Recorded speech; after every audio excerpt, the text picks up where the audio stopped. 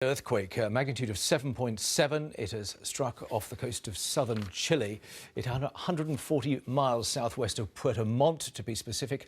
Hundreds of people evacuated from towns along the coast. Simply as a precaution at this stage, the Chilean emergency services are saying that there have been no fatalities. And the Pacific Tsunami Warning Center is now saying that there is no longer a threat of a tsunami. Well, let's speak to Paul Caruso, who's a geophysicist with the U.S. Geological Survey, who joins us from his office just outside Denver in Colorado. Thank you very much for joining us. What's the latest you have on this quake? Well, it's been revised from magnitude 7.7 to a magnitude 7.6. The earthquake occurred approximately 1 hour and 55 minutes ago off the coast of southern Chile.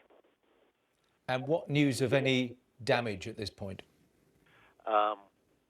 We don't have any damage reports here, but we generally don't get those. We have a lot of reports that it's been felt throughout southern Chile, especially in the Los Lagos region. How heavily populated is this part of Chile? It's relatively unpopulated. It's a very remote area. I mentioned where we stand with the tsunami warning.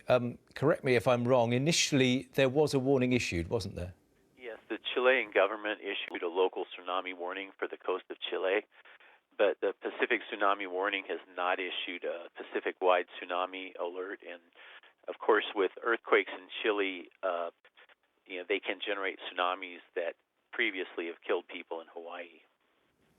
So you would expect in most circumstances when there is a quake in Chile on this scale that a tsunami warning would be issued as a matter of precaution?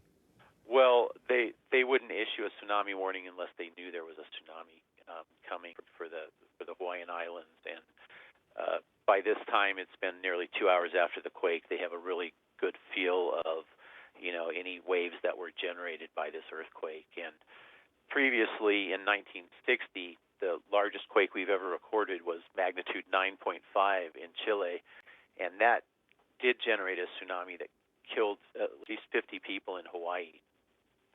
And the deaths in Hawaii occurred about 14 hours after the earthquake. What about the depth of this particular quake? Because that can sometimes have a bearing, can't it, on how much damage is caused? Absolutely. This was a relatively shallow quake, about 35 kilometers underground. And shallow quakes are far more damaging than deep earthquakes. So we're 2 hours on, roughly, from when it happened. What are you anticipating by way of further information in the coming hours?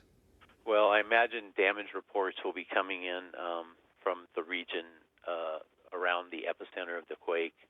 Again, it's a pretty remote area, but we do have a lot of reports of people feeling the earthquake in southern Chile.